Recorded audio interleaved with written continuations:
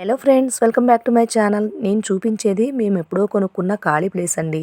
దీన్ని పట్టించుకోకుండా ఉండేసరికల్లా ఇందులో బాగా చెత్త పెరిగిపోయిందండి. దున్నించడానికి రమ్మంటే వాటర్ని పట్టమన్నారని చెప్పేసి వారం రోజుల పాటు వాటర్ని పట్టి దున్నించి బాగు చేశాము.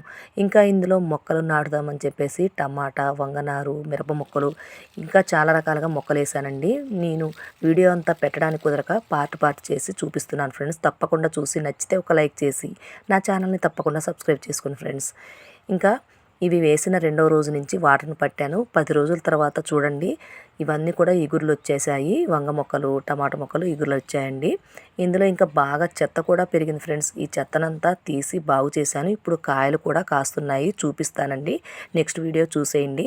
ఇది బాగు చేస్తుంటే నాకైతే అనిపించింది, రైతులు ఎంత కష్టపడితే కానీ మనకి కూరగాయలు అంత సులభంగా రావని చెప్పేసి నాకు ఇది చేస్తుంటే అర్థమైంది ఫ్రెండ్స్. నెక్స్ట్ వీడియో కోసం చూసేయండి. Thank you for watching. Bye friends.